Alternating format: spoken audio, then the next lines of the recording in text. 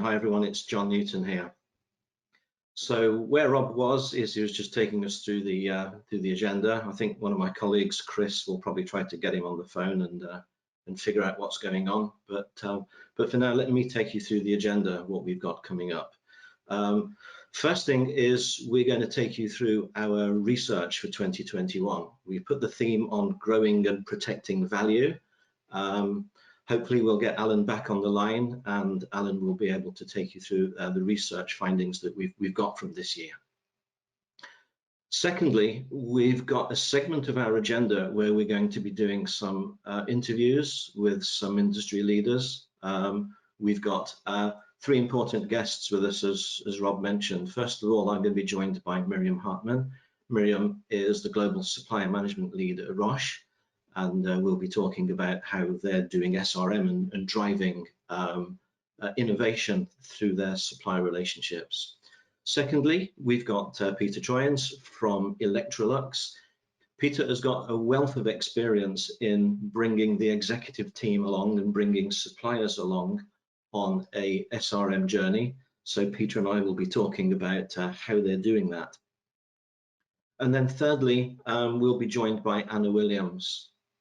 Anna has got an interesting perspective to bring on supply management, as in at the company she is at Yonder, they've had to build supplier relationship management literally from a standing start. And there are some really interesting lessons learned to be gained from that. So what we have is three presenters, 3 unique vantage points, and hopefully lots of lessons that we can take away and use in our own organizations. We'll then be putting a Q&A session together. We'll be inviting Miriam, Peter, Anna, and hopefully Alan to join us all on the session. And what we hope to do is to be able to put your questions to those experts. So what you'll see in the interface in GoToWebinar is a questions panel. I'd invite you to find that right now.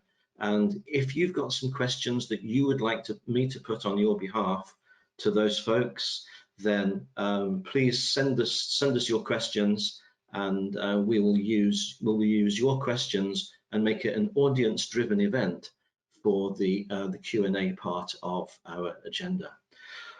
So let me quickly check to see if we've resolved the technology problem in the London office, and let me just pause to see if we're able to get Alan back on the line to go through the research findings.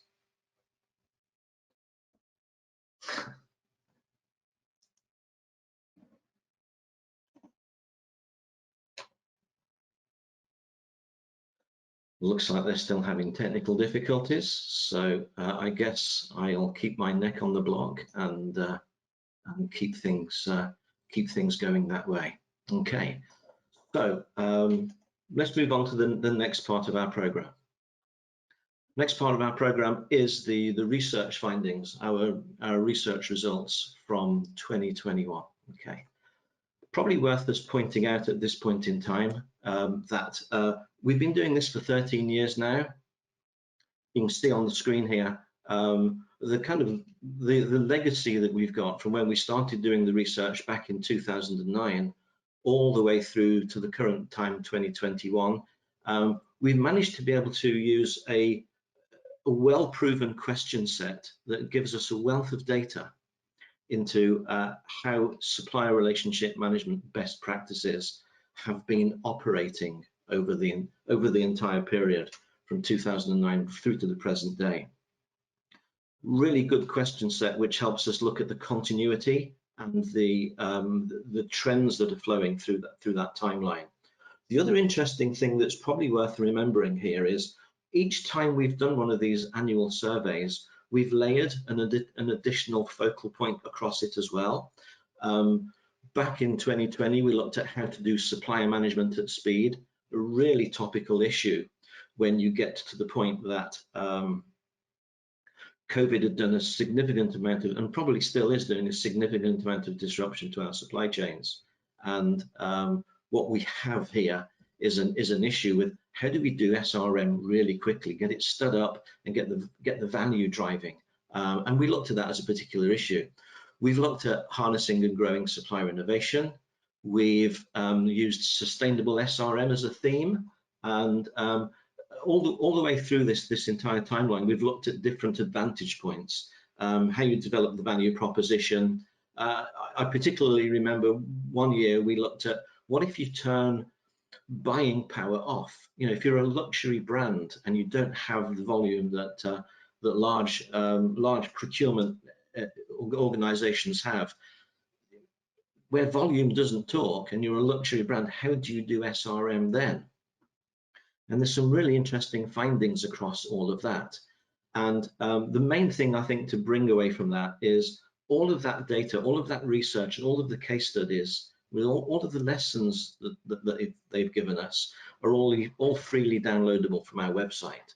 So if you'd like to get access to any of this this previous information, this previous material, then do help yourself, so to speak. Anyway, this year is all about growing and protecting value. That is our latest research finding. It's going to be available to download and in an interactive format too. So we hope you find a lot of useful information from that. Let's quickly get on to the next part. I am going to pause just in case Alan has managed to join us, maybe by phone. Yes, hi John, and thanks everyone. Apologies, we clearly need to look at our supplier management because our internet has gone down in the building. So we've tried every other risk scenario, but that particular one we weren't quite expecting. So apologies everyone, and thanks John for covering. Really excited this year about the research. We've got a number of case studies. We've got 7 case studies in the report, as you can see into it, and you'll hear from Peter later on in terms of Electrolux, AMP Capital, which is one of the biggest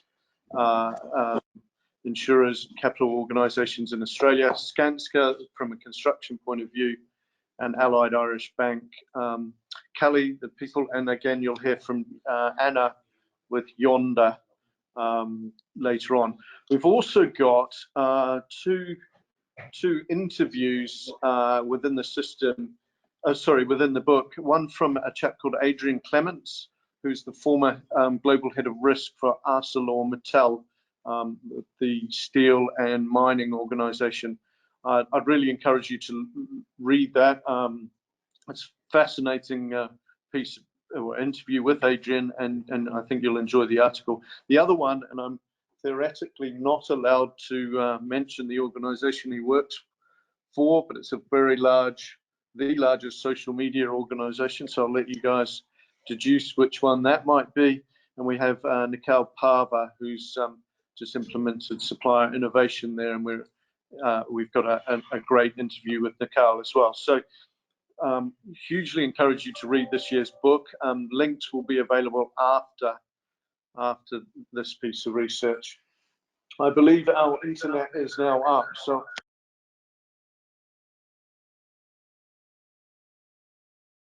and you can now see me.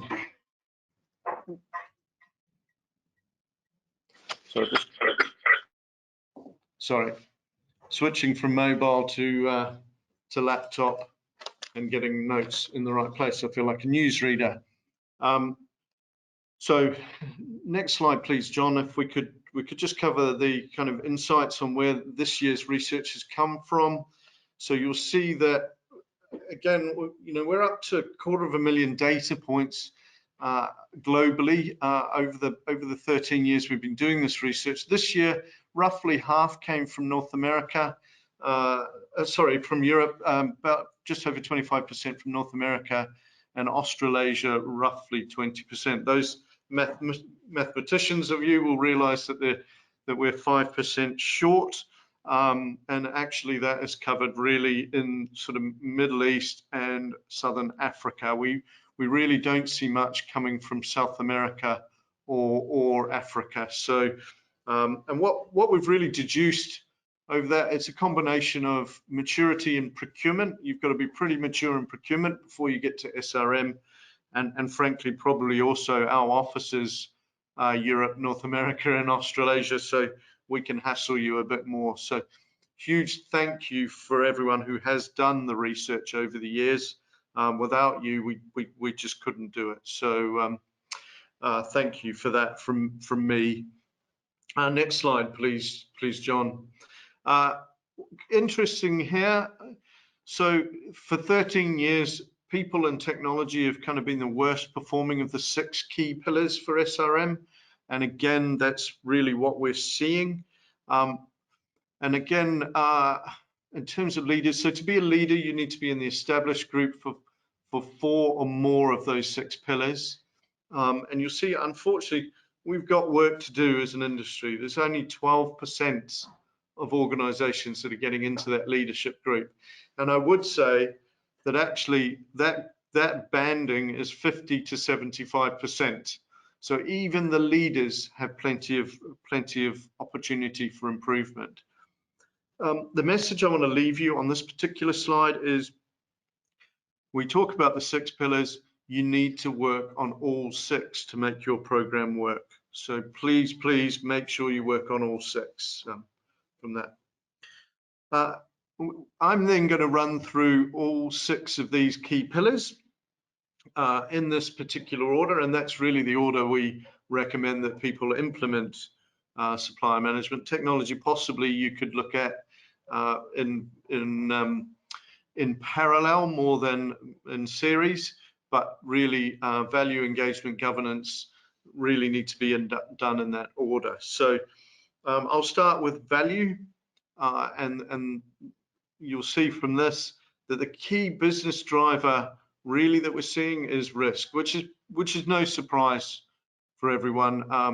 Risk is kind of on everyone's, risk and resilience is kind of on everyone's agenda nowadays, but we're really seeing that as kind of the key business case and driver for SRM.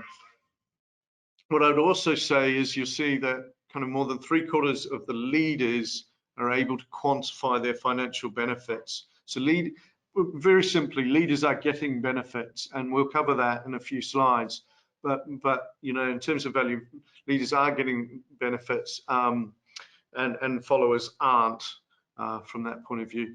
And you'll see that you know, most people are still defining value as cost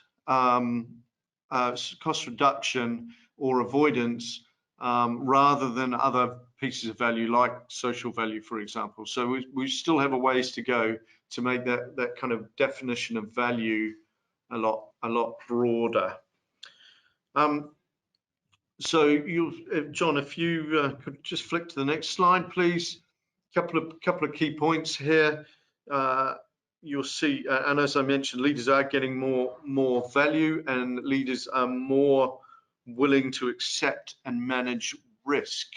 Now, I've got a really interesting stat on that, and that is that you'll see that sort of roughly 2/3 of leaders use the relationship to manage risk, which is really interesting. 2/3 of leaders use the relationship to manage risk. So we're not using risk mitigation strategies. We're not using you know, contingencies. We're using the relationship to get ourselves out of any supply chain challenges. Now, on the face of it, it looks good, but if you remember, only 12% of organizations are in the leadership group. So actually, we're relying on relationship, but we're not very good at it. So I'm going to give you a pretty sort of stern message to really focus on this over the next 12 months, because you know, risk is only going to increase in the current environment, and we're definitely seeing that is your #1 risk mitigation tool.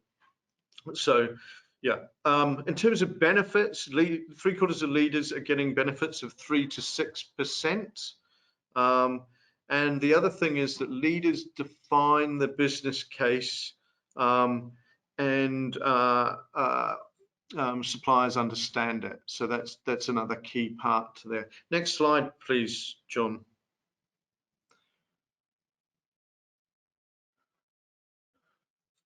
So there's a couple here that I really, again, want to highlight, and they're sort of hidden a little bit in the research because they're sort of down on the bottom right corner.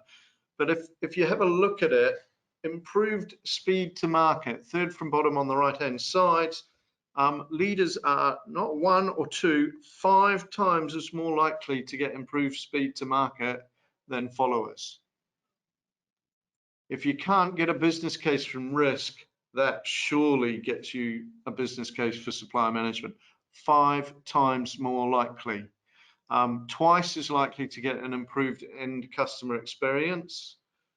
3 times as likely to improve profit. And nearly 3 times as likely to grow sales and revenue. I mean, how compelling is that?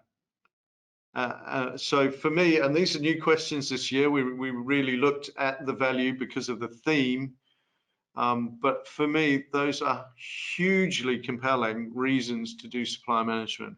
Not least, you'll see supplier innovation leaders are almost twice as likely as followers to get innovation. So guys, it's there, it's in paper.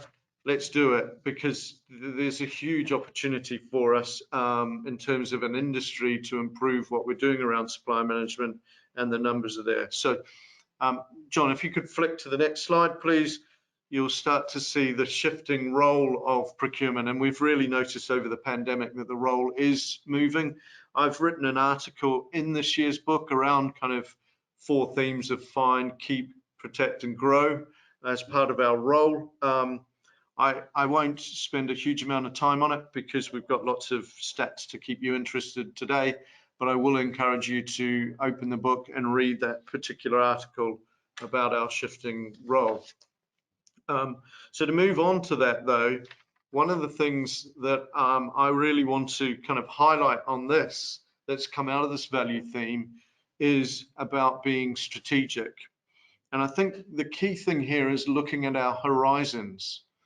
In the past, possibly as procurement, we've not really had the fully strategic horizon. And I'll give you an example from a client we worked with in Australia, actually, Caltex, which is a oil and gas organization, recently just changed their name, but Caltex as they were. And the CPO, had done some great work, and there was a CEO to CEO meeting between Caltex and their major energy supplier. And at that point, they had briefed the CEO about getting solar panels on the top of all the service stations to make them energy efficient or energy neutral. Cool concept, cool initiative, and that's what the CEO was briefed to go and talk to the energy suppliers CEO about. In reality, these 2 CEOs talked about the lack of port infrastructure in Australia and how they could work together to build a new port. They talked about maybe buying and selling respective assets from each organization. So yes, they did cover the solar panels, but as you could see, our horizon was not strategic enough for that discussion. And I would encourage you to make sure that when you are briefing and getting those top-to-top discussions between CEO, you are thinking like a CEO and making sure it's strategic. So look at your horizons. The other one that I would really like to push here is supply management. To make it work is a business change program, not a procurement change program. So make sure that you're positioning as that business change program. And you'll see later on, there's a few things that are really quite compelling on what you need to make it successful. I've got here promote risk management. I think the kind of key message, to paraphrase, is never waste a good crisis. Let's use risk and the need for risk to help us get these supplier management programs going. Let's use it to help us get the business case. From the CEOs I've been speaking to, the door is open. It's now our opportunity. For one of these sessions, you know, we run a European session, a North American, and an Asia Pac one. And for the Asia Pac one, we had a CEO speak, and they were sort of saying, you know, marketing's come to see them for money and investment. Sales has come to see them. Sales always come and see them for money and investment. IT's coming to see them about whatever the new bright shiny ERP system that they want. But procurement hasn't had their day. Now is procurement's day to go and see the CEO, and that was from you know, a very strong CEO. So. And then finally, the last bit is seeing is believing. So, you know, making sure that you can identify, track value, to paraphrase Tom Cruise's Jerry Maguire, probably showing my age here, because I did mention that movie to the kids and they shook their head in kind of disbelief. But we really, rather than saying show us the money, I think we really need to be saying show us the value for this. So for me, that's kind of the summary around value. We'll move on to the next pillar, which is around engagement and looking at what leaders are doing to get good engagement. And I think you can see a big 99% there on the slide around senior manager and executive support. It's pretty simple. If you're going to be good in supplier management, you need to get executive support. Full stop. You need to get, and this isn't just lip service, you need to get what we call strong and active support.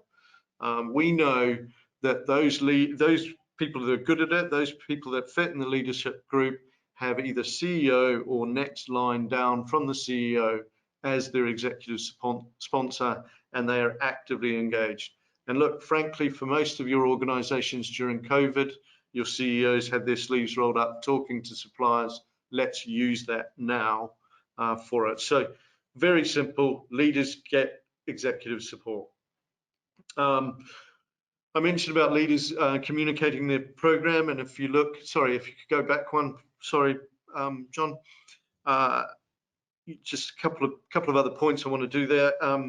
Leaders also have a value proposition and they communicate it to their suppliers. And here's the big one, and the suppliers understand it.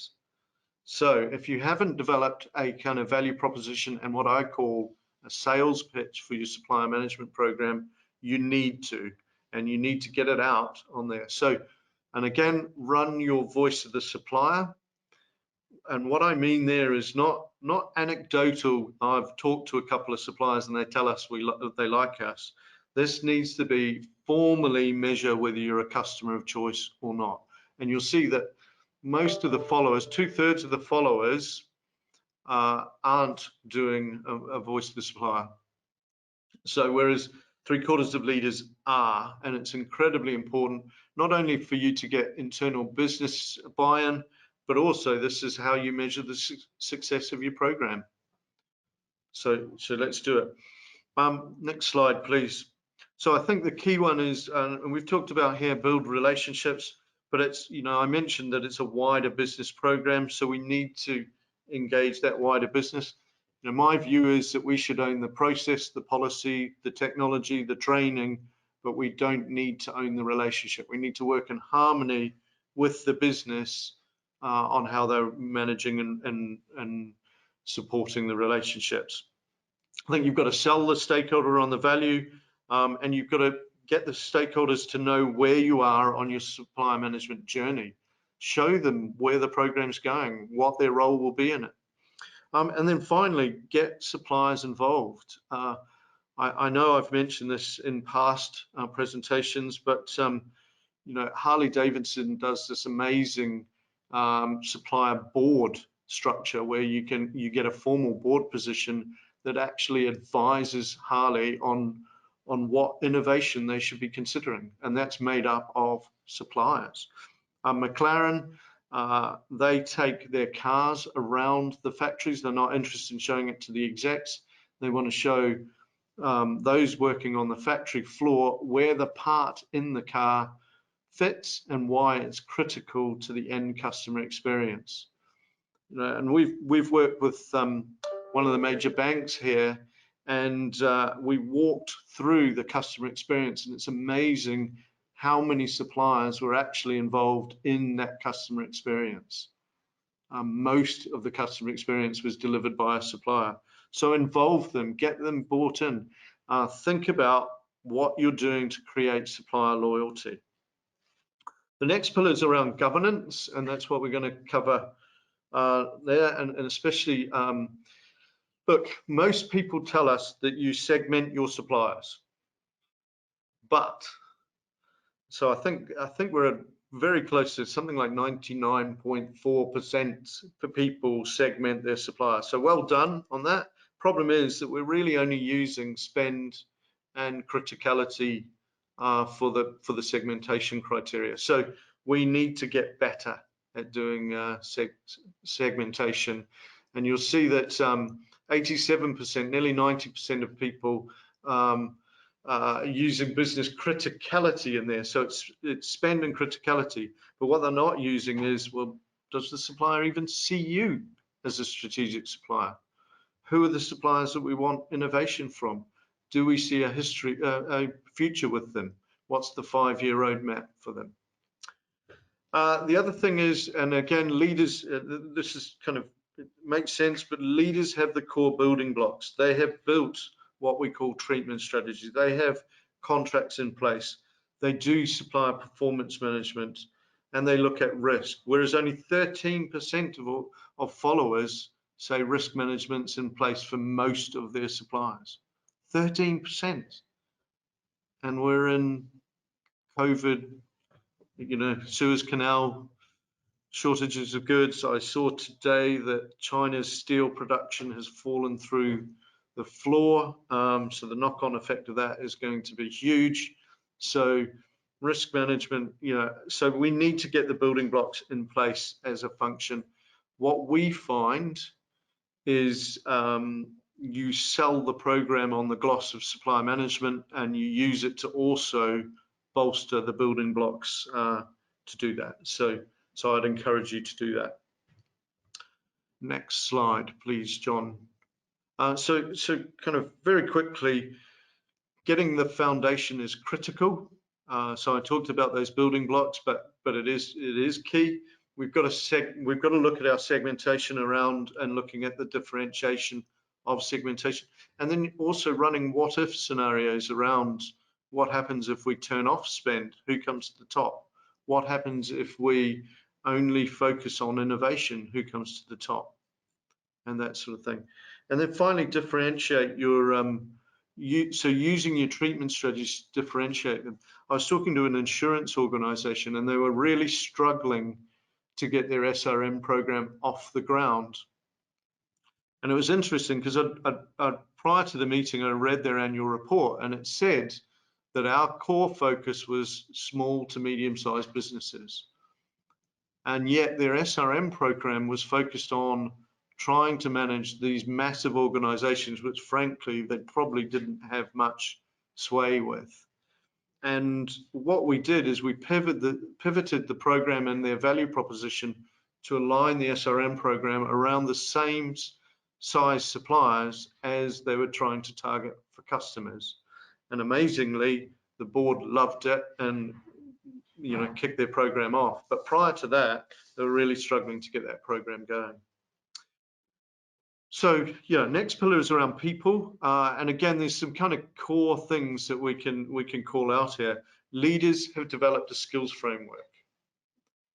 Now that's great, but it focuses on procurement, and when we look at it, a lot of supplier management is not done by procurement. It's done by the operational stakeholders, or it's done by the executives. So when we look at, have we developed a skills and competency framework in that light, so looking at it from the wider business, then in actual fact, there's a lot of room for improvement. We need to, if it's 10% of my job, because I'm an operational person, where is it in my job description? Where's the competency for it? Do I get bonus for it? Does my boss look for it in my day-to-day work activities?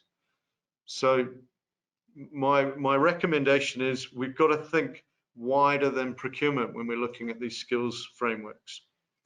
Number one kind of key skills, communication, funnily enough, and followed next by kind of strategic thinking. So, you know, a few years ago, we looked at what sort of training is needed versus what sort of training people get. And the only one that we got more training than we had need for was negotiation. All the rest, predominantly around behavioral skills, there was a key gap. So, yeah, plenty of work to do. And I think the other thing is, and if we just move to the next slide, there's some kind of key things. But you know, we need to look at the moment, we've been focusing on functional training rather than behavioral, and we need to look at that behavioral piece. And the other gap that we're missing is although we're training our people, we're not training our suppliers as well. So there's an opportunity there to train suppliers.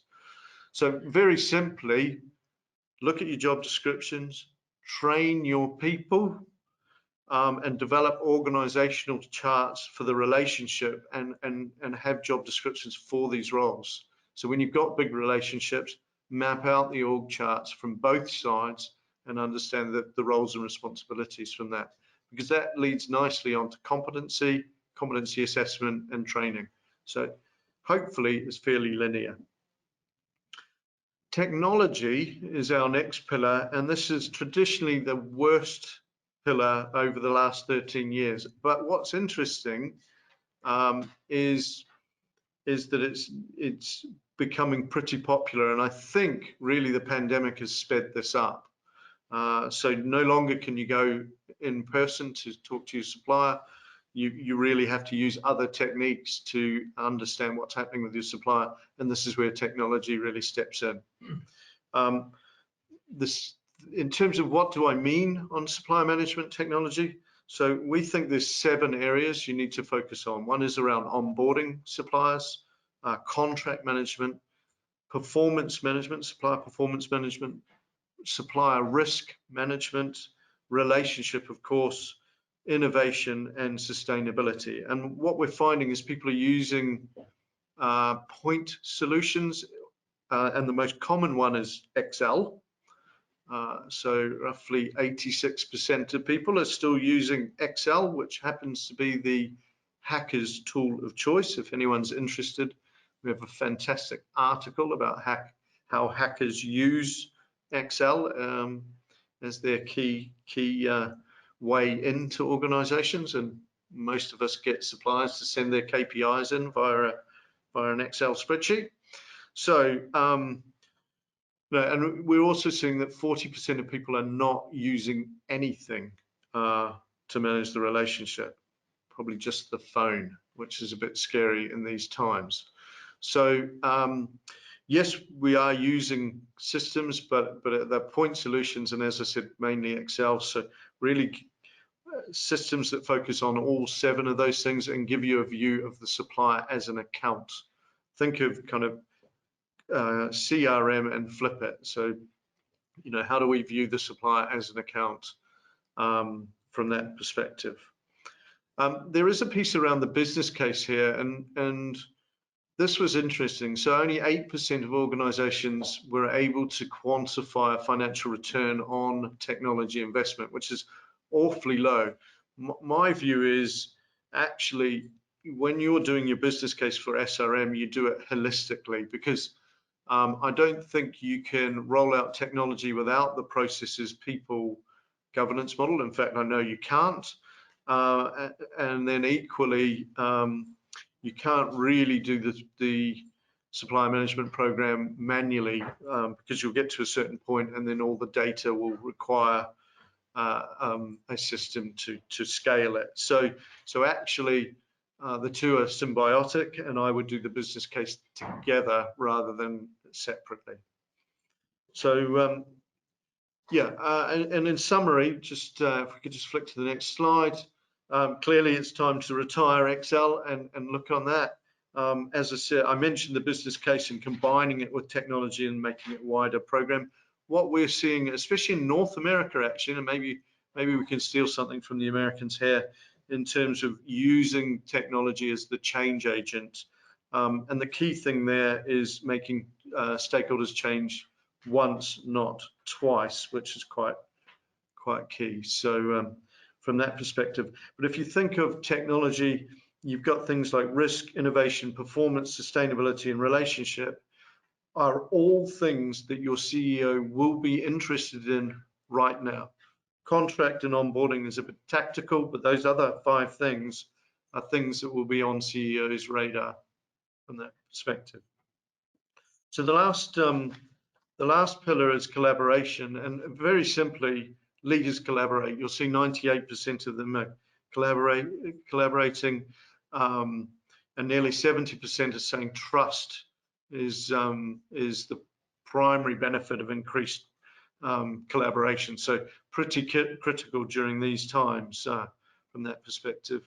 75% are getting of leaders getting customer choice benefits, and most leaders have put in what we call joint business plans with their key suppliers, whereas followers really haven't embraced joint business plans or joint account plans with their key suppliers. So it's pretty key. In terms of trust, I'd just like to, we're lucky enough to work with Mars, and you can have a look on our website for a case study on Mars. But what's really interesting there, and I talked earlier about the need to get executive or leader involvement. When we run the voice of the supplier for Mars, what's interesting there is the key focus there is around trust with the supplier, and the feedback from that goes to the Mars family. And I think that's just absolutely amazing that they're that interested in how trusted they are as a partner for their key suppliers. So that's coming right from the top. You can't get any higher than that. And they see it as one of their key lead indicators for whether the business is going well or not. So for me, that kind of collaboration and trust is absolutely critical. And we're seeing that leaders are getting it. So do the other 5 steps, then you will get far more improved collaboration. In summary, kind of on collaboration, I think what we're really seeing is kind of proactive collaboration. It doesn't happen on its own. You know, you need to do techniques like 360 reviews, joint account planning, and value release activities to do it. So that's key. A key part to getting the relationships is that kind of openness and transparency. And what really builds that is the basics. You've got to kind of focus on basics and relationships, not just relationships from that point of view. So, you know, so for me, and then kind of that customer of choice. So that's really the secret sauce for supplier management, and we need to make sure that that people are using that.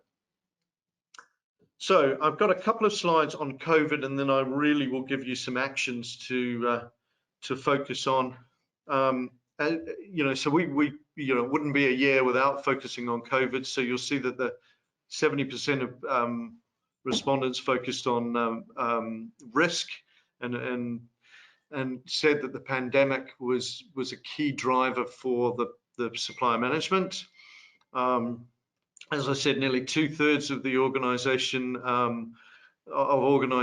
are saying that the relationship is the key risk mitigation tool that they've used, which I just find that amazing that's what we're using. So yeah, from that perspective, and then 30% are finding that cost reduction will be a supply side priority as recovery from the pandemic. And I think, you know, this survey was run in June. I think probably now that number may even be higher. And just a couple of points in summary from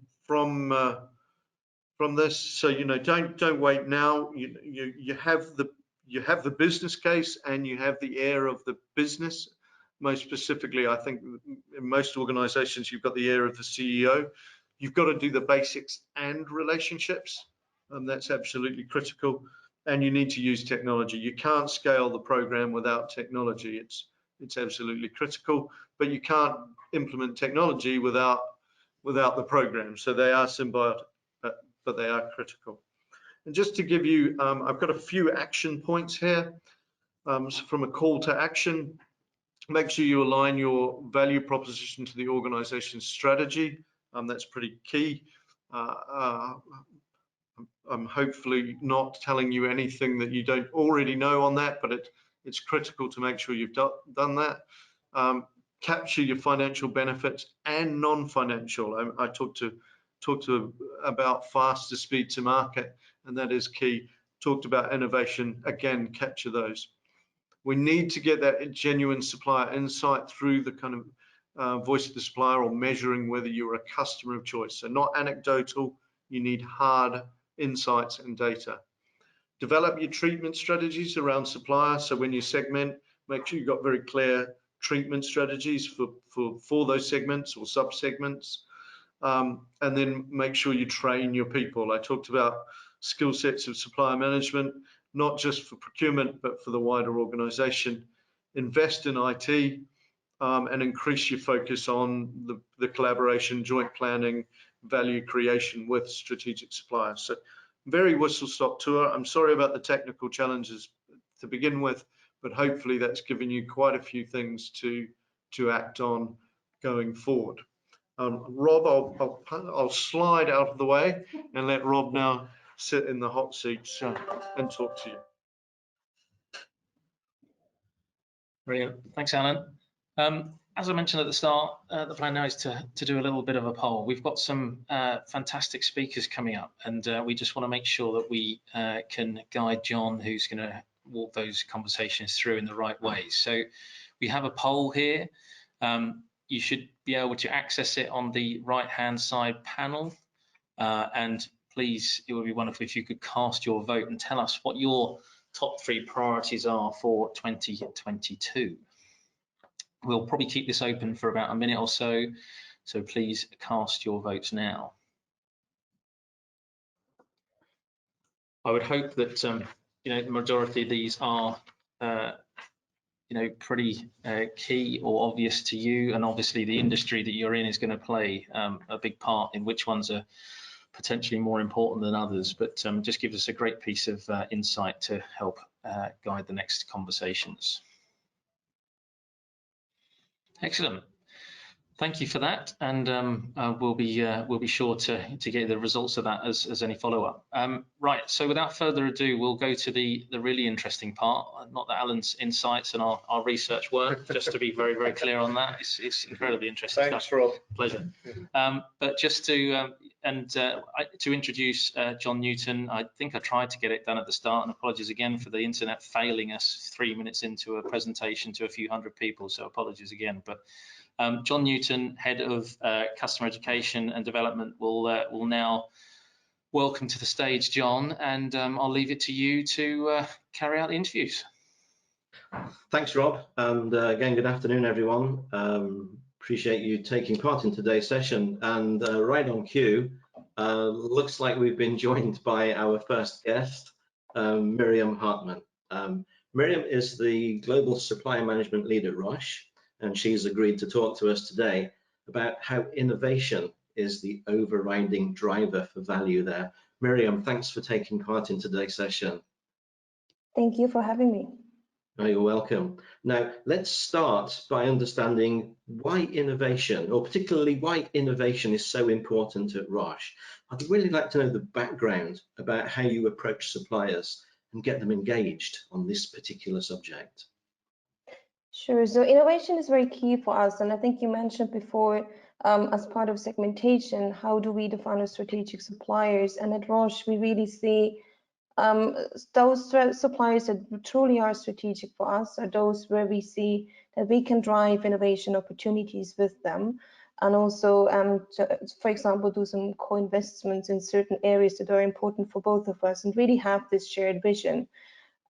So in addition, though, to our strategic suppliers and driving innovation with them, we also focus on how can we drive innovation with startup suppliers which is probably not typically part of the scope in the SRM team, but we also identified that startups are very critical for us if it comes to driving innovation. So we almost have this two-layered approach at Roche. All right. No, so let's not talk about the obvious things then. I mean, all the usual things about partnering, segmentation, etc. Let's talk about something a little bit more off the beaten track. I'm really interested by, you mentioned about approaching startups. Okay, so Yes. I'm sure everyone would love to hear how you find and approach the startups that you can grow value in that way. It's kind of like, it's right at the leading edge of finding the right suppliers to do innovation with. Love to know more about how you find them and how you approach them. That'd be fascinating. Yeah, it certainly isn't easy, especially also for the startups, I think, to find the right person in Roche to talk to. With such a complex and large organization, it's oftentimes difficult for them to find the right person to reach out and pitch their offerings. So what we are trying to do in procurement is basically make their lives easier by giving them an access point or an entry point, but also doing proactive scouting to find companies that are of interest for us, and then also connecting them with the right people internally, really help them navigate in Roche to make it a bit easier for them. We also do a number of pitching events, for example.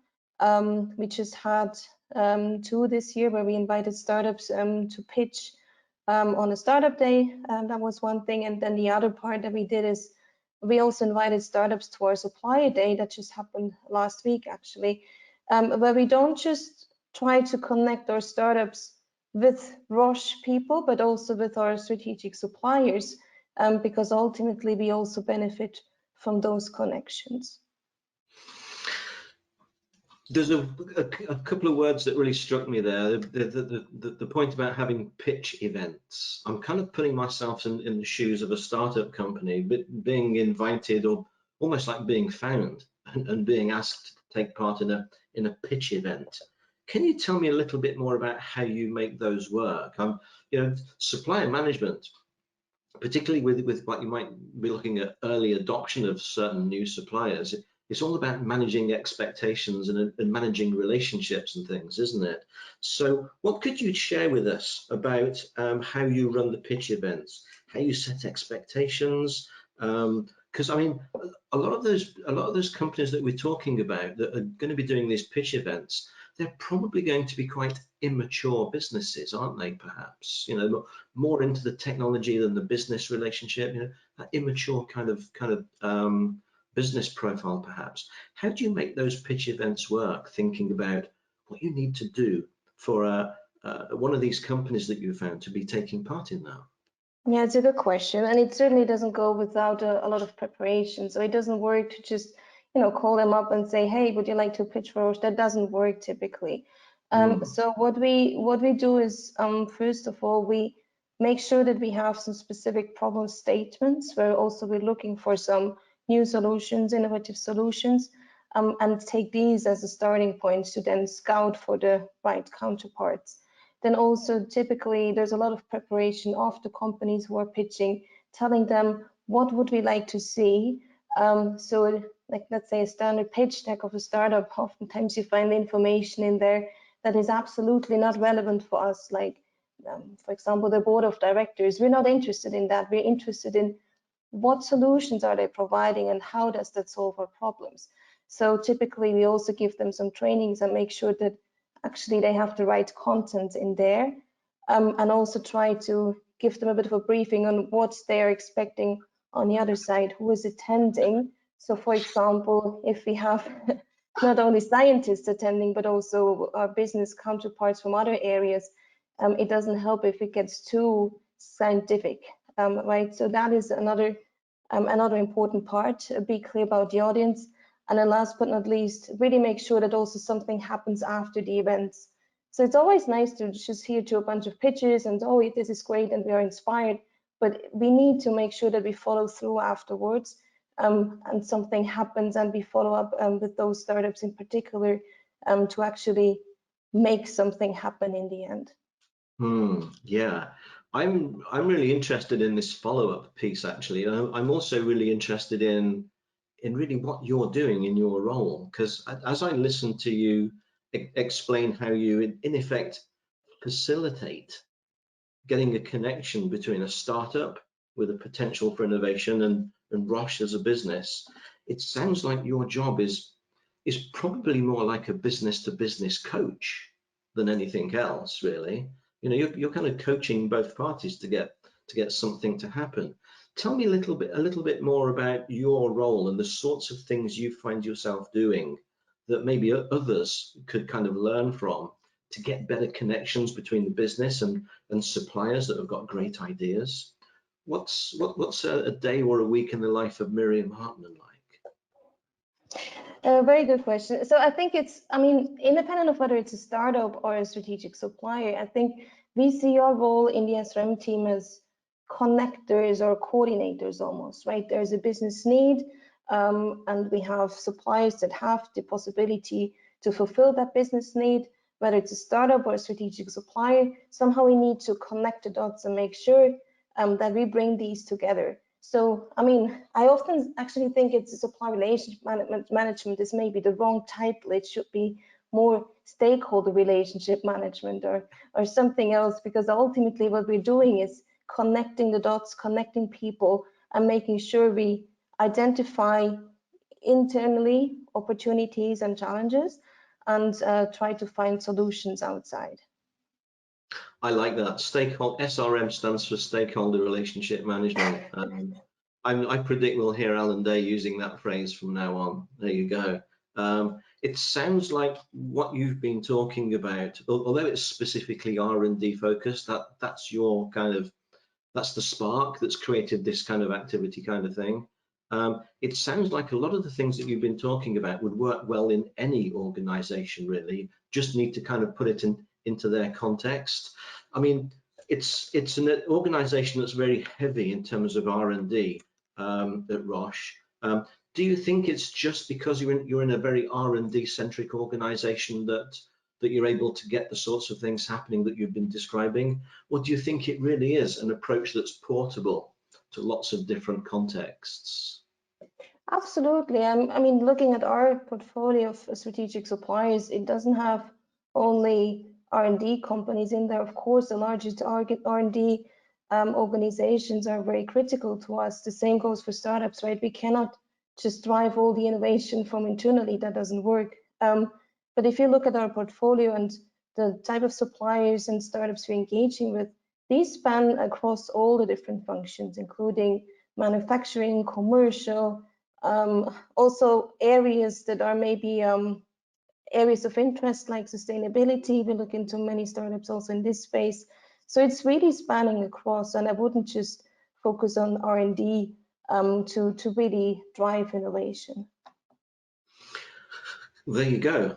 It's all about creating connections. It's all about building an opportunity, helping suppliers understand business challenges that you've got. And if you can get those business challenges framed properly, you can really create a pathway to get suppliers great ideas into any part of the business, not just the R&D part. Fascinating takeaways there, some really good examples that can be used in many different situations. Let me quickly turn to the audience and say, folks, don't forget, if you'd like me to put questions that you might have that you'd like to hear Miriam's answer to, then don't forget to send them in. We've got a questions panel in the GoToWebinar interface, so quickly find that, and we'll be scanning that and putting your questions to Miriam as we go. Let me just quickly ask you one of the questions that's come in from the audience, Miriam, and then we'll move on. But James Morris has put a great question in here, so let me put James's question to you really briefly. James has asked, are Roche also investing in some of the startups that we've been talking about? How does that one play out? It's a great question. Thanks, James. Yeah, it's a really good question. So we do have different parts of the organization that deal with startups, right? In procurement, we really focus on solutions that we can buy. So that's our focus area. But we also have other focus areas, we call them partnering. They focus more on partnerships with suppliers. And then also we have our M&A department. They focus more on, just long-term investments, more from a financial standpoint. So we have these different areas, but in procurement, we focus less on return on investment, but rather on how can we actually fulfill business needs with the startups we engage with. Perfect. And that's a really subtle point there in focusing on addressing business needs. So James, thanks for the question. And if anyone else has questions, then we'll put them to Miriam as well. And we're actually we're going to have a panel discussion at the end. So Miriam, if I may, can I ask you to stick around for a panel discussion in about half an hour's time? We'd like to bring Peter onto the stage now. So if you'd like to just mute and turn your camera off, we'll bring you back in later, because I can see that Kanan and Tim have also put some questions in for you, and we'll bring those back and we'll bring you back in our Q&A session. But for now, Miriam, thanks very much for taking part. We'll see you again a little bit later in the agenda. Thank you. All right. So next, let me invite Peter Troyens from Electrolux to join us. Hello, John. Thank you for having me. You're welcome. And guess what? Your camera's working. Your audio sounds great. So thanks for joining us, Peter. So just let me turn to the audience quickly now and just introduce you properly. I'm delighted that Peter Troyens is here. He's going to share his thoughts and experiences on scaling value within global supplier relationships. Peter is the Senior Vice President of Group Purchasing at Electrolux, and he's on the line here from Belgium today. So Peter, again, thank you. So let's set the context. Could we start with some background? Maybe you could summarize the approach and the story so far with regards to how you've got SRM, supplier management, to the state it's currently in Electrolux. What goals have you been working towards, and what have you accomplished so far? Well, let me start very quickly by saying why we decided to introduce SRM into our company. I think that's quite a relevant discussion. One of the key things, we make home appliances in our business. It's a very competitive business. It's also a business that is very prone to innovation, mainly also for reduction of water consumption and energy consumption. It's a product that is used more or less daily by many consumers, so also the influence and the input, how you work with consumers, is very relevant. And what we basically found out already quite some time ago is that in order to be able to fully focus on that consumer orientation, you need to make sure that your supplier base, your supplier ecosystem, is fairly stable. The time that you have to spend tactically with your suppliers, in fact, in many ways, is a bit of a time lost. And it is necessary that indeed you engage your ecosystem of suppliers, at least the most important parts of it, John, in helping them or in helping you in achieving what you want to achieve with your consumers. That means your research intent needs to be clear to your suppliers.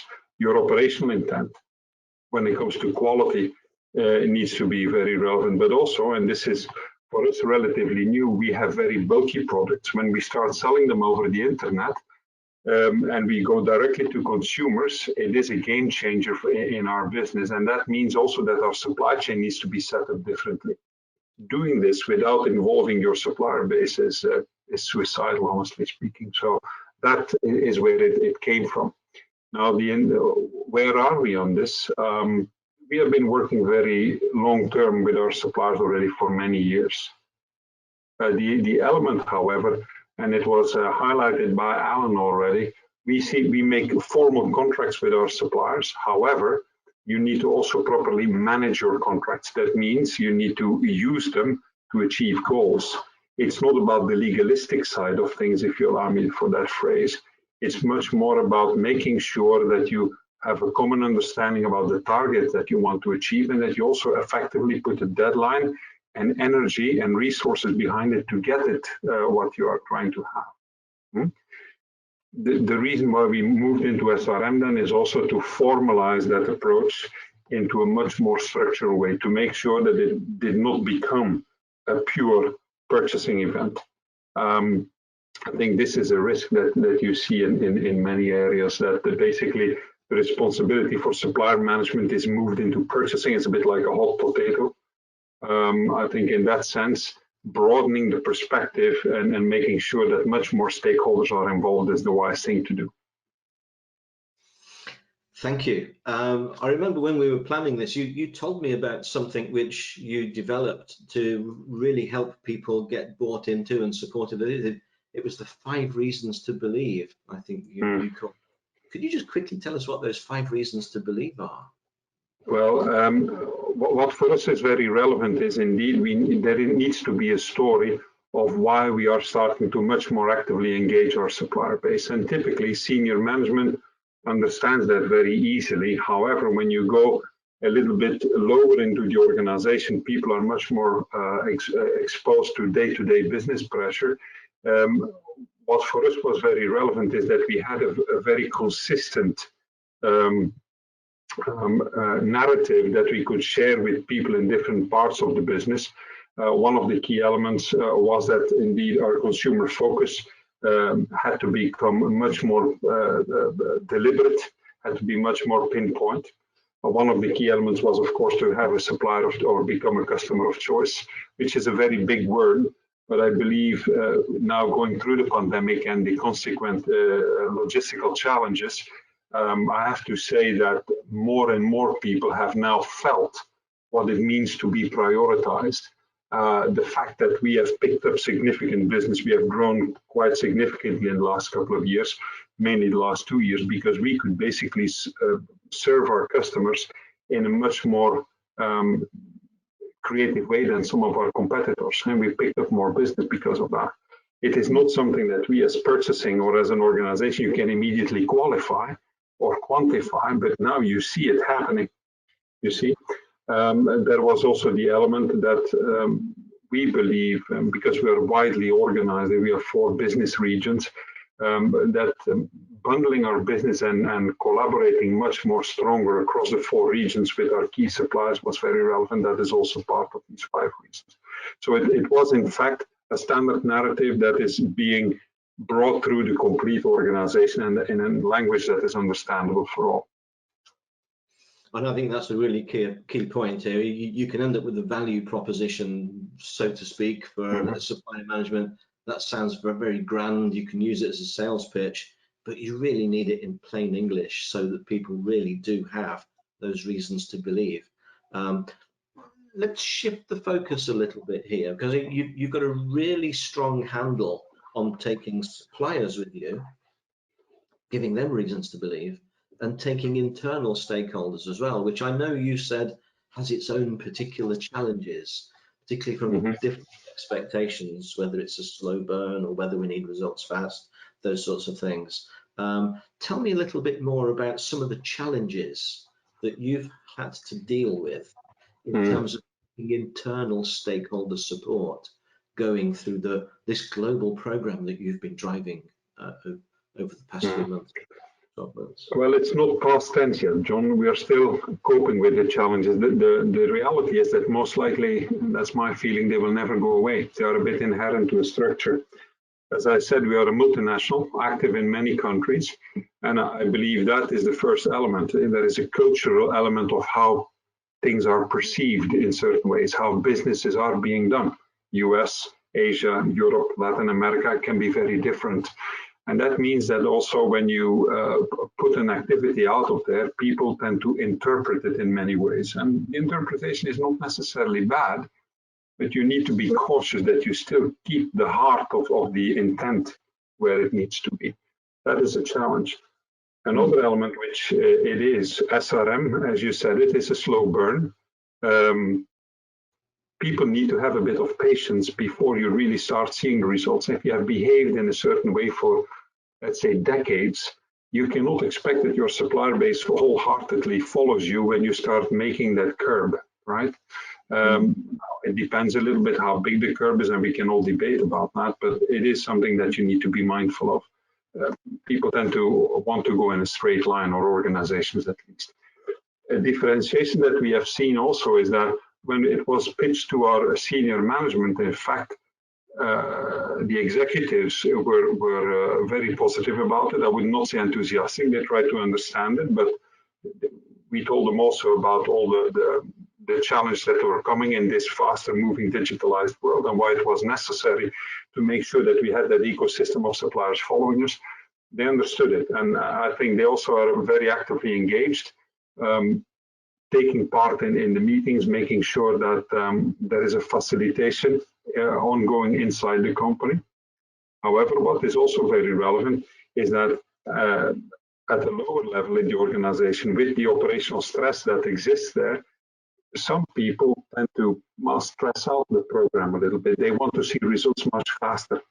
And they typically do that on areas where already a lot of stress is existing. If somebody from operations comes to purchasing and says, I want a better price, I want more quality, I want a better and stronger supply chain, well, the natural reaction, of course, to say is, yeah, but what do you think we've been doing over all these decades? The element, however, what we need to help people to see is that the world is also growing in complexity. We have elements like sustainability. Let's say 15, 20 years, very few people had that as part of their industrial program. Today, I think everybody is closely working on that and looking at it and trying to make progress. We have risk management. We talked about sea logistics. I heard Alan refer to the Suez Canal thing, but I can tell you, for instance, what about the cyber risk? It was not there 30 years ago. Today, it's a very imminent problem that we need to deal with. And I believe by communicating and engaging that part of the organization as well is you basically make them more aware about the environment that we are operating in, especially people that are confined, let's say, into working into a plant. They sometimes have a very restricted view of what really is going on, and involving them in this, taking them in the journey, helping them and asking them to engage together with us, with suppliers, I think is very useful for that. Yeah, got it. Thinking about suppliers particularly, I'm kind of picturing the account manager perspective, you know, that person that is in a role in a supplier's organization. They're the individual that has, typically they'll be in a sales function. Typically they have responsibility for the relationship with their key accounts, e.g. Electrolux. What's your experience when it comes to how account managers react to you taking this approach? It's a very good question, and I think we also need to be a bit careful. I do not want to generalize too much, but an element that we have seen, and I can already immediately balance that to the purchasing manager in purchasing in Electrolux. There is one thing that we need to understand. The perception is that habits don't change very quickly. People that have been working with a company like Electrolux for years as a supplier or internally, they know that the shortest connection between 2 points is a straight line, and they think that's still the case. So they are a bit reserved when this is coming up, and they are cautious. I think you need to understand that also from an account manager perspective, they are representing their organization. They have a short-term goal, they have a long-term goal, and they need to balance that. On the other side, they also have a contact or multiple contacts in Electrolux that also have short and long-term goals, and we still need to keep a balance between them, because a key element in SRM is that both parties win, and that they both feel that they are respected and valued. The role of the account manager and the role of the purchasing manager in that sense is changing a little bit. They will need to work even more holistically, a bit like Miriam said, in engaging different parts of the organization. The account manager needs to engage his senior management, as executives, the R&Ds, the quality organizations, whoever is necessary, and we as purchasing from our side need to do the same. So the behavior, I think overall, most people are quite open to it, to see it as a next step in a relationship, and they want to give it a chance. But at the same time, there is a sense of caution, which I believe has grown from a past relationship and the way how relationships were managed. Good points. Let me quickly just remind people, Peter,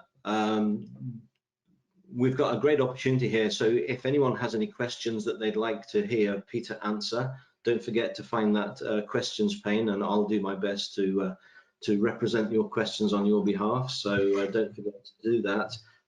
Just a last one from me, Peter, if I may. As your program is evolving, and you're really clear, you're still in the middle of it, it's a slow burn and so on. What's your opinion on what you should be measuring, or the metrics that you use to demonstrate that the program is evolving and growing and delivering value? What are your thoughts on measuring and metrics around the program you've been telling us about? I think, again, a very fair question. I think, first of all, we should not be afraid to continue to measure the really hard metrics: quality, service, and price. If people want to say, look, you are more important, they need to demonstrate that in a number of ways. I think what we have also learned over the last 2-3 years is that an element of risk management, for instance, the willingness of a supplier to relook at its manufacturing locations because of geopolitical risks, the fact that they are actively taking steps in moving to other countries in order to balance supply issues. I think it is something that is incredibly difficult to quantify for you, what is the benefit from it. But I can tell you, for instance, we had an agreement not so long ago with a supplier that basically duplicated part of its production sites to de-risk its fire risk in that sense. To be quite honest, a competitor a couple of months later caught fire and basically created a severe issue. You do not always realize the full value of what you're doing until you start benchmarking it to the effect that you see outside. Now, we have within our organization a risk management team, and they basically do simulations on risk exposure. That means what kind of sales would we lose if a supplier would go down.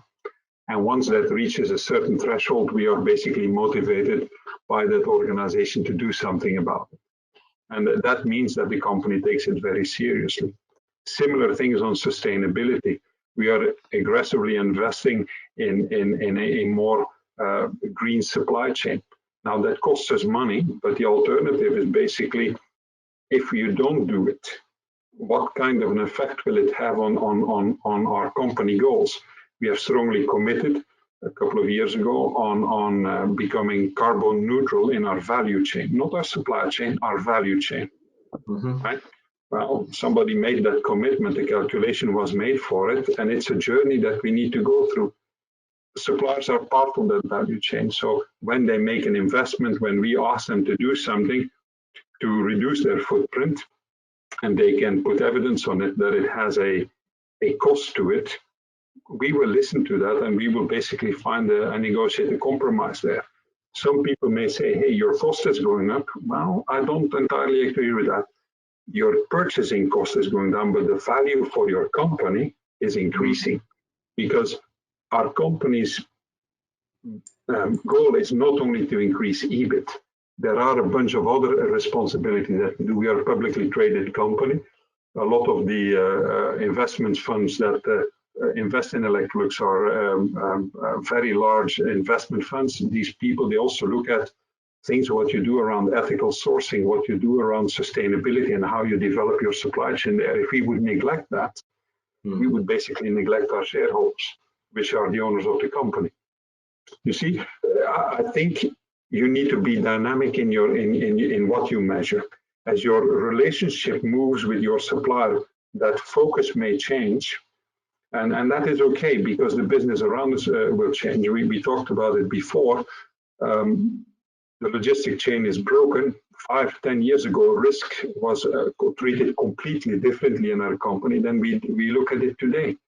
If we ask a supplier to de-risk something, that is measured, that is tracked, and is also perceived as value.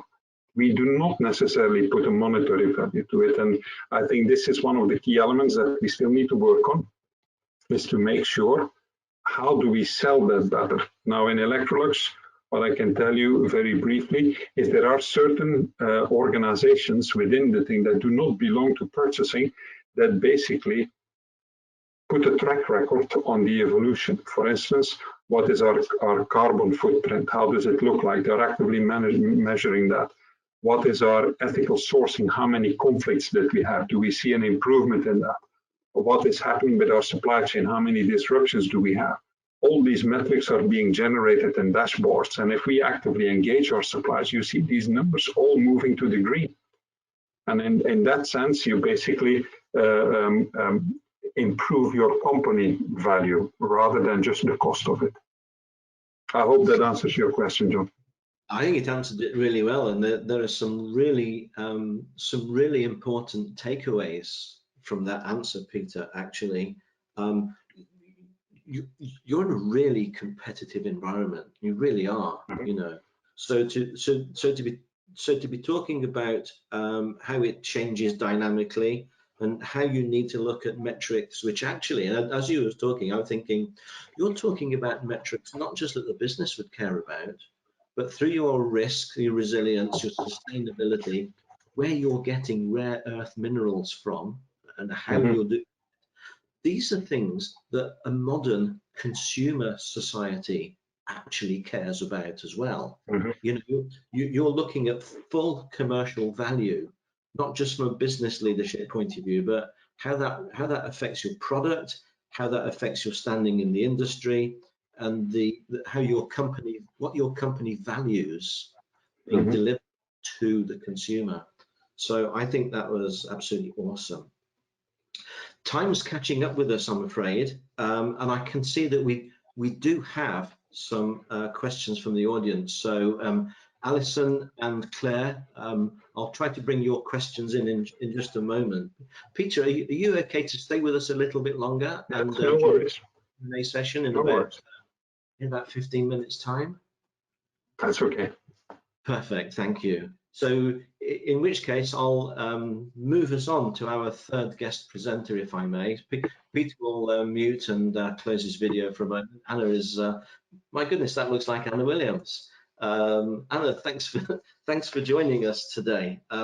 Folks, you're welcome. Folks, we're joined by Anna Williams. Anna is Head of Procurement and Risk at Yonder.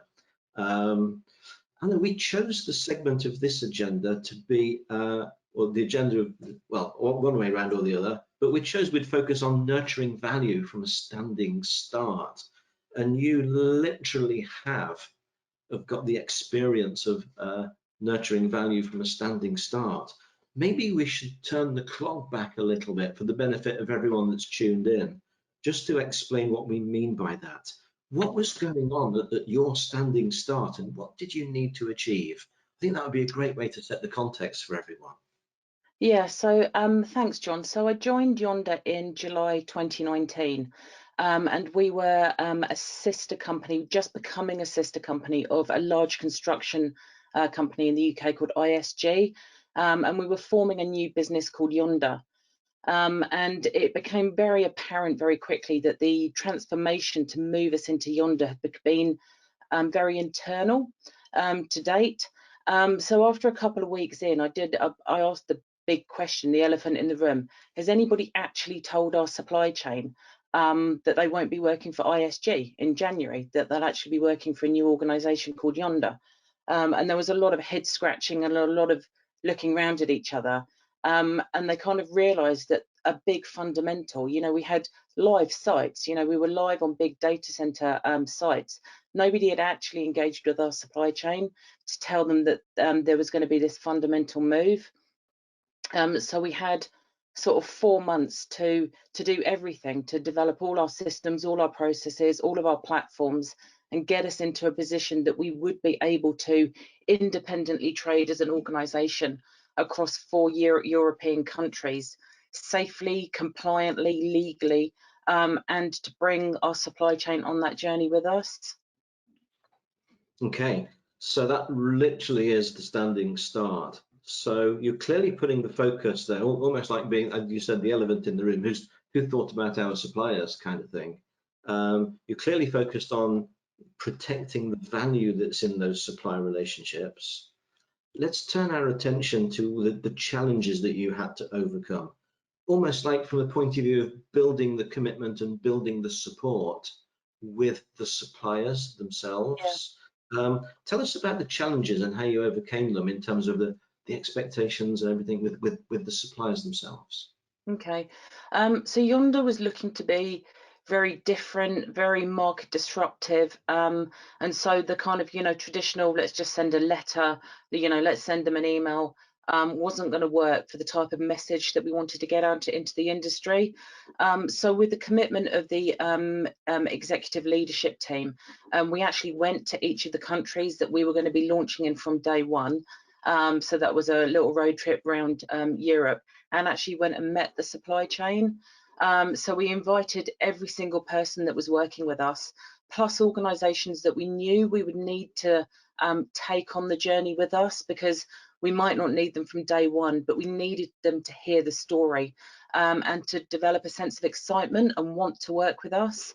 Moving into different territories without any credit history, without any trading history or anything like that is a real challenge. And it soon became really apparent to people that, okay, it's fine that we were going to take some of the existing relationships with us, but we needed new relationships to be able to buy even just the very basics, like mobile phone contracts, car rental, tea bags, all the stuff that you take for granted, but actually with no trading history, no contracts to be able to issue or anything else. We actually needed to take to the road and get people interested in us and understand who we were and the type of financial backing that we had behind us. I think what I'm really hearing is you've kind of put the focus on the fact that you're actually impacting people's lives when you're doing completely. this. Made it personal.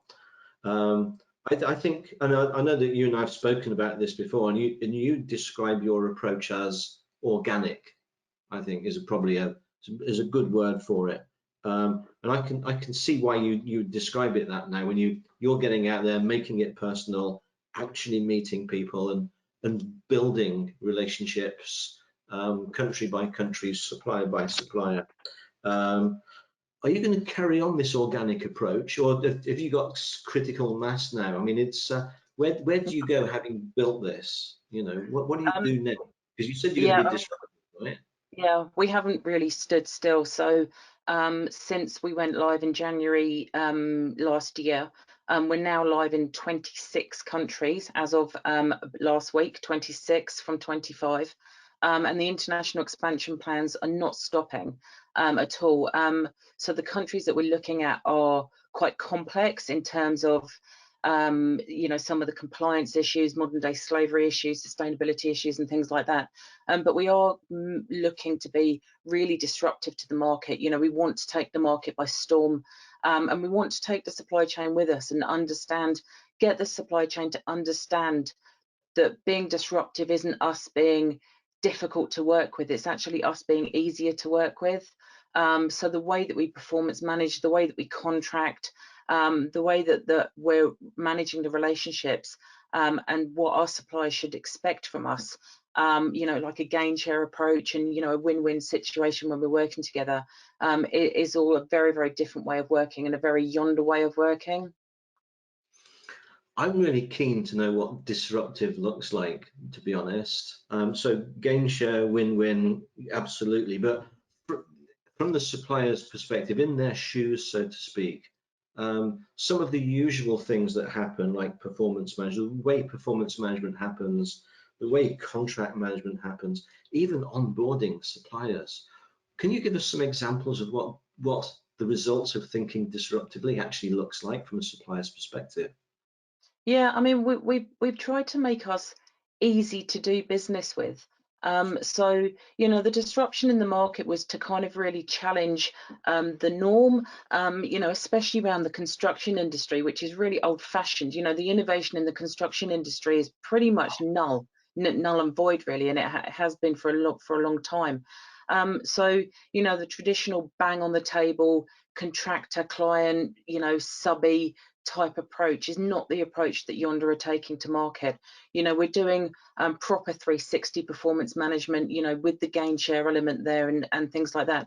And, we're looking to automate as much as possible so that rather than us being, very paper driven, very difficult. You've got to talk to 10 different people to get, a rubber stamp on a piece of paper to be allowed to go on site and everything. We're automating as much as possible to make us really easy to do business with.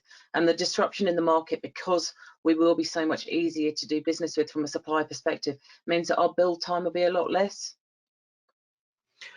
I just got this thought, if anyone out there is listening to this and they're using the same suppliers that you're using, then you better watch out, because there's someone out there deliberately trying to make themselves easy to do business with. That's if that's not a call to action, I don't know what is. Absolutely. Let me ask you one question just to sort of wrap this segment up, if I may, before we go to our panel Q&A. I can see there's some great questions coming in. So Mark Woodthorpe-Smith, Kim Hayes, good guys, thanks for your questions. We've got them. We'll hopefully make time for them. But I'm just so fascinated on what Anna would say to a close friend that works in procurement in a completely different industry, let's say. Bit of a story here. Close friend works in procurement, completely different industry, and they give you a call and they say, I would like to take I've got this opportunity to get this fresh approach in. What would your top 3 suggestions be to that person that gives you that call? What would your 3 suggestions be, Anna? What should we be taking away from that? I mean, my first one is to take noise away, really. So automate as much as possible. Okay. Automate and integrate. So we've made our supplier onboarding and our compliance management tool completely automated. It's self-serve by our supply chain rather than being an internal administrative cumbersome piece of work. And it's also completely linked to our ERP tool. So compliance and contracting and onboarding all links together. So there's no pain point anywhere, and it's made us, the supply chain, completely understand it. It all talks to each other, and so that would be, point number 1, really. Just, be as fresh thinking as you possibly can be when you're looking at systems and tech and things like that out there, and make yourself easy to contract with and easy to to follow your systems and things like that. The second point would be to raise commerciality across the business. So get the people that deal with the supply chain. I'm a very, very lean function. I've got, just a couple of members of staff. But, we'd spend a lot of time training people and, really just, highlighting the risk to Yonder when it comes to contracting, and just really trying to raise the commercial ability across the business. And we do that from the very top down. And the third point, which brings into one of Yonder's core values, which is to be a candid friend, is actually just listening to people. So, we've grown really quickly, and there's been lots of, pain points. There's been lots of very candid conversations, and we just didn't shy away from anything. So we just haven't stood still. We've listened, we've learned. We've done a lot of, we did a voice of the supplier exercise. We've done constant listening to our stakeholders, listening to our supply chain, and tweaking what we thought was right. Maybe it didn't work in Indonesia, for example, but just really just being open and being that candid friend to our supply chain and our stakeholders. I think that's great advice. I think the being the candid friend, not shying away from the conversations, and just being able to put the spotlight on what needs to be talking about without worrying about how it might be perceived, just to get the job done. I think that's absolutely awesome. And I just love the fact that your focus is to take the noise away, to be easy to do business with. Love it. All right, those are some great examples, some great takeaways, and I hope people were taking notes, because I mean, that is really life from the standing start position. So thank you.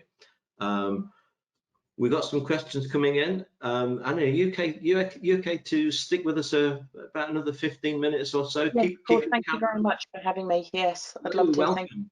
We haven't finished with you yet. We're absolutely delighted you're able to join us and bring some real world examples for us from some of the challenges that you've faced and had to be incredibly pragmatic and fast as well. So keep your camera on, keep your microphone on, and what I'm going to do now is ask Miriam and Peter, Rob and Alan to all switch their cameras and mics back on, and we'll transition into our Q&A segment, because we have some, how can I put this in inverted commas, interesting questions to put to you. So we'll move into that segment right now. Where's Rob Hode? Is he hiding in behind the scenes somewhere? He is, although he keeps laughing at the cricket at the moment, given New Zealand's playing England.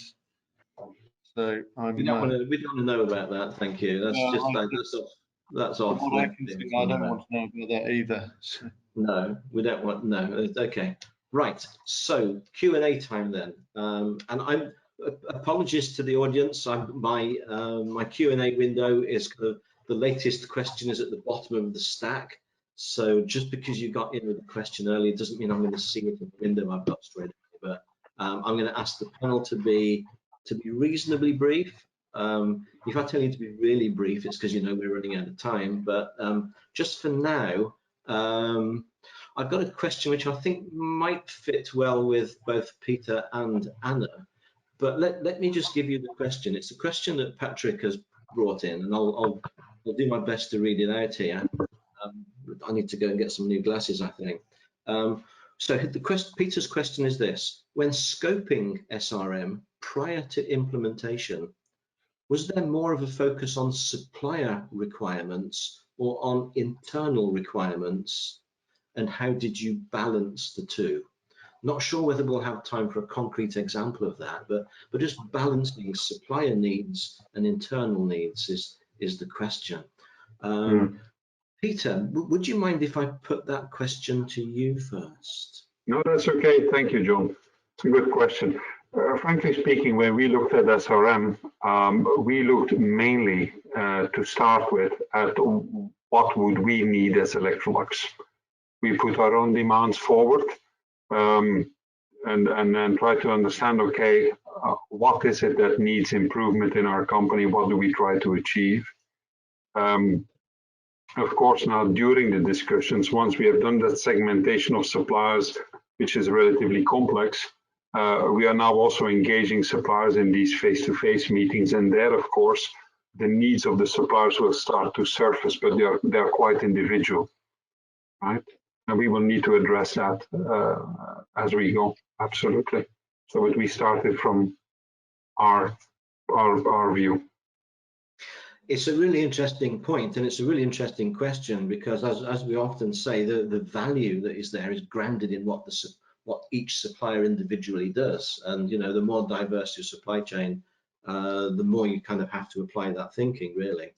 Anna, from your point of view, the question of balancing supplier requirements versus internal requirements. I know you were really thinking about being easy to do business and being disruptive, but how did you balance that against what the business actually wanted?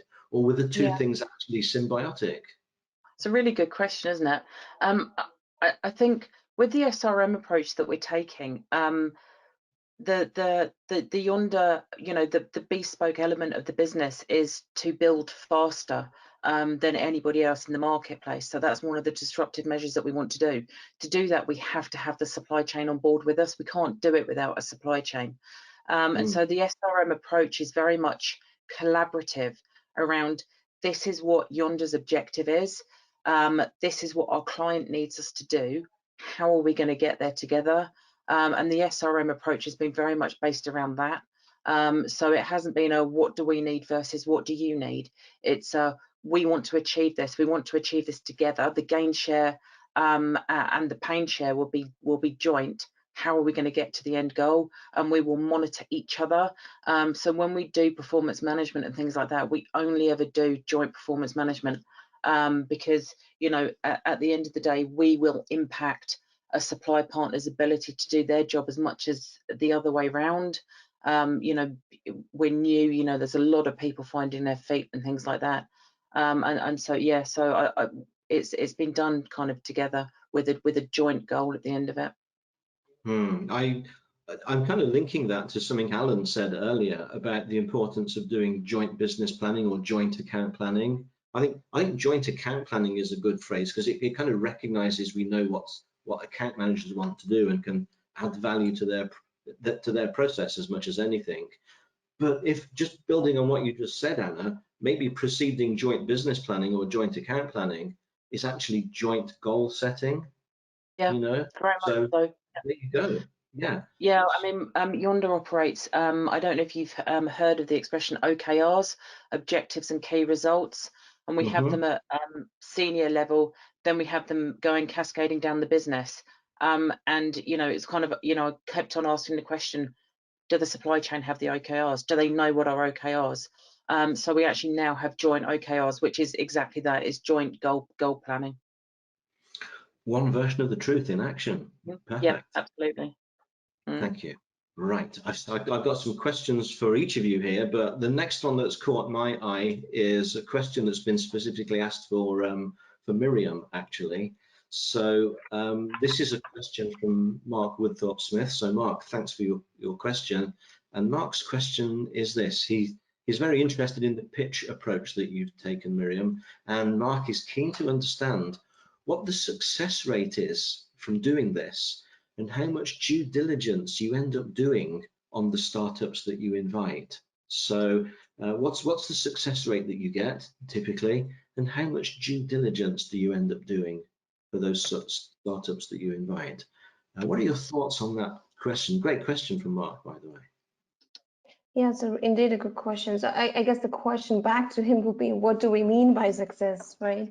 So I think if you look at number of POCs that are successfully completed, it's not that many actually. I think it's maybe if we say we have for 15 startups, maybe 1 or 2 successful POCs in the end that really go through. But I think what it also does is a lot of idea shaping and giving food for thought and really inspiring our people internally. I think that certainly is also some kind of success, and also what we would see as success if, looking back at our supplier day, if some of our suppliers end up working with some of the startups, we may not benefit directly ourselves, but in the end, if some of our suppliers get some inspiration or additional solutions through these startups, I would count that as success as well. In terms of due diligence, yes, absolutely. I mean, we have a very clear due diligence process even before we invite the startups. So each startup that will be invited to pitch and also learn about the problem statements that we have, we do proper due diligence before that. Okay, thanks, Miriam. There's a question here in the window I've got in front of me, which is from Claire Humphreys, actually, and I'm certainly intrigued by this question. I think I'll just see who kind of jumps into this one. Actually, I'd like this one to go in Alan's direction. Strangely, I don't know why I'd want to do that, but Claire's question is this: have you had to keep? So I'll just put the question out there, and I'll see if anyone kind of gives me any non-verbal communication. They'll have a go at it. So the question is this: have you had to keep trust with a supplier while you're investing in SRM when you know that the product or service is in sunset or decline, where perhaps the product set and hence the supplier is no longer going to be in the longer term in your future plans? So that's really an interesting question. We always talk about supplier engagement and trust and collaboration, but the question that's come from Claire is, what about when you're in the kind of sunset phase and the product line is almost like going to be discontinued or end of life, but you need to keep the supplier going through that? I think that's a challenging question, actually. I'm going to put it towards Alan first, if I may. A, because he can, and he'll probably fire me afterwards, and then we'll see if Peter, Peter, with your global experience, I think this would be a great one as well. But Alan, have the first shot at it. Yeah, so I will say that, you know, giving John control of the microphone, it always comes with a few challenges, and clearly this is one of them. But anyway, we have actually had a couple of clients with this exact challenge where where the supplier isn't going to continue in the future. And look, there's two schools of thoughts that we've seen clients take. One is to not tell the supplier and try and work through it. And then the other is being completely honest and open. And I have to say that the latter has worked better, because not telling the supplier, trying to kind of sneak through it, generally comes unstuck. Generally, unfortunately, the supplier does work out what's going on, and it's not always a good situation. So what we've found is actually being open and honest is a better approach. Talking about where the goals are, talking about what they need to achieve to land it, but also being a bit entrepreneurial with them to say, look, you're going to finish here with us, but can we help you with other organizations that you may, can we give you a good case study? Can we talk to some customers for you? So actually work in partnership to identify that, yeah, they'll be hurting, but actually we can go a little bit out of our way to help them out. And I found that being a far more effective approach than the cloak and dagger piece, where ultimately someone speaks and it gets out, or the supplier knows, and you play this dance where both people actually really know what's going on, but no one wants to talk about it. So yeah, I would agree with that. I think a trust base, I mean, if you really want to have a relationship that's based on trust, I think it's important to be also transparent, especially also about the reasons why. And I think in some cases, especially if the reason why you're discontinuing with the supplier is maybe due to performance issues, I think it's actually very important to share that reason with the supplier. Maybe they can get back on track, and I think it's important to jointly work on that. And if not, then it's also fair enough to draw the conclusion and maybe disengage with them. But I think it's important to be transparent and clear, and also maybe share the reason why things are happening. Yeah, Miriam, you've mentioned something there about if they're off track, giving them the opportunity. And one thing I think we all know, it's really funny when you get good customer service. Sometimes that starts with bad customer service. You've had something go wrong, and then someone goes the extra mile to help you out, and you're left with this amazing perception of how good the customer service was. But if you actually break it down, something went wrong in the first place. And look, these are relationships. Things go right and wrong all the time, and we need to give suppliers the opportunity to rectify these problems. And interestingly, giving them the opportunity often leaves them with a huge, almost kind of, I'm loath to use the word indebtedness, but loyalty for you giving them that second chance. And so, and I know John talked about the stuff we did with luxury brands. I mean, one of the things they focus on is supplier loyalty. And I don't see that from big brands. We don't put the time and effort around loyalty. And that, yeah. So I think there's, in this instance, when we're trying to sunset something, and how do you leave it so that the supplier walks away from you but still feels loyal to you? And I think that's just got to be open and honest. Okay, thank you, and thanks for the question. I'm going to move to another question now, and again, I'll just pitch it to the panel and see who jumps in. But the question is actually phrased with a yonder perspective, but I think it would be a great question to hear about more broadly. It's a question from Kim Hayes. Kim, thank you very much for your question. Now I'll just read Kim's question out, and then we'll kick it around a little bit. Kim's question is this: how do you engage with the whole supplier portfolio for items which affect them all, i.e. subjects like modern slavery? Or I might kind of build on Kim's question and talk about environmental issues, diversity and inclusion, social value, things like that. The issue of engaging with the whole supplier portfolio on things which affect them all. They're almost like environmental, D&I, etc. It's pan supplier, really. So So first of all, Anna, Kim focused the question on a Yonder perspective. How do you drive the change to Yonder on wider subjects? Yeah, so we looked at it around if somebody was asking us the question, what would make us be interested in answering it? And you know, we all came back with the same sort of like, well, we'd want to get something out of it. So what we've done is we've invested in a couple of third-party portals that give training. So what we've done is we've gone out to our entire supply chain and offered them training around sustainability, modern day slavery, around the minimum standards that Yonder expect.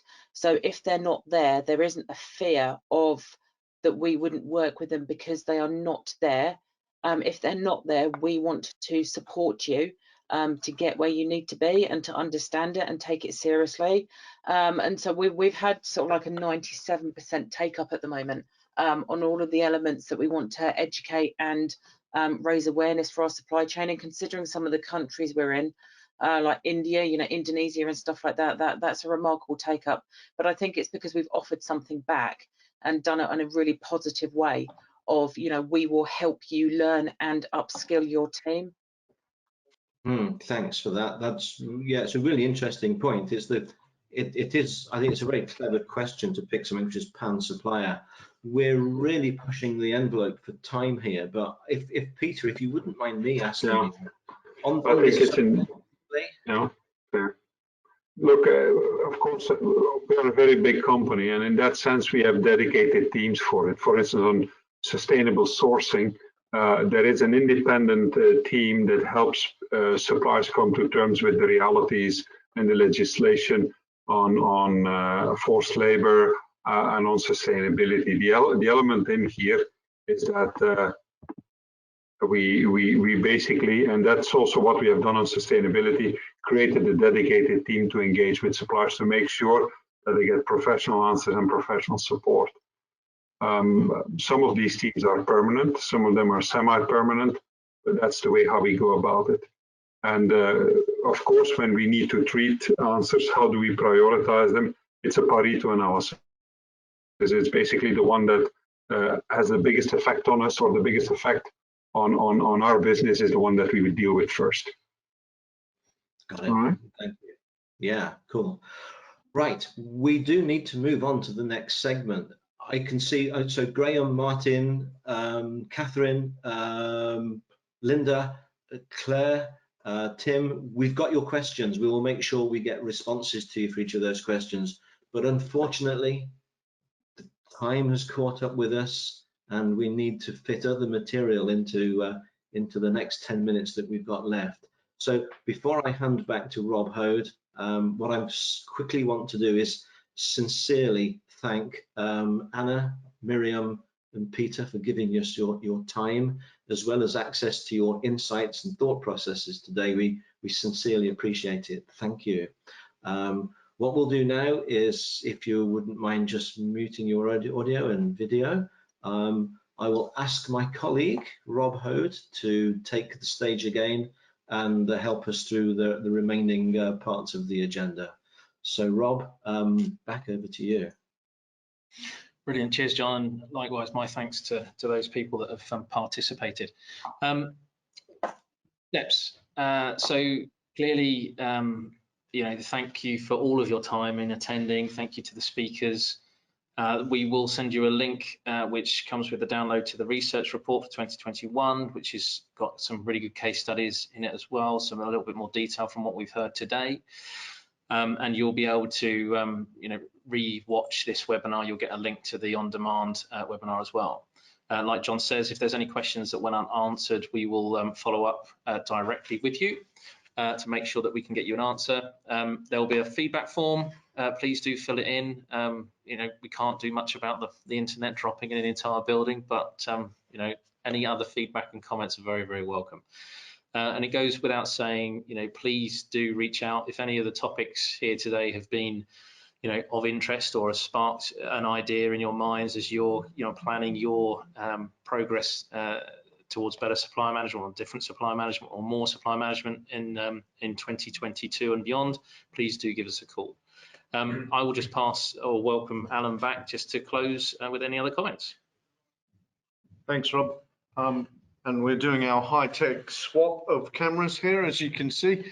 Guys, just really, I really want to kind of focus you. I mean, get your business case to the CEO now, and now's the time. You haven't ever had a better time to pitch SRM. So whether it's improving what you're currently doing, whether it's implementing it because you haven't started yet, whether it's just checking to make sure you're on the right track, now's the time to do it. You've got the air.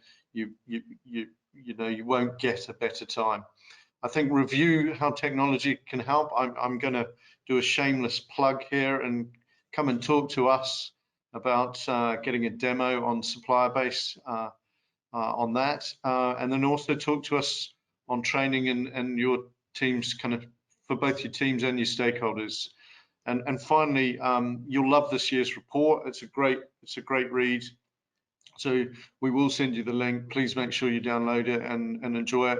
If you'd like a hard copy, please let us know. We do have a limited number of hard copies for those people who, I'm going to make a joke about the environment, or I was, but maybe I'll keep that one. But if you do like reading it in paper and scribbling notes, which I know some of you do, then please feel free to contact us. And lastly, just a huge thank you to everyone for attending, and of course our fantastic panel of speakers, Miriam, Peter and Anna. Thank you hugely. Take care everyone, and we'll speak to you soon.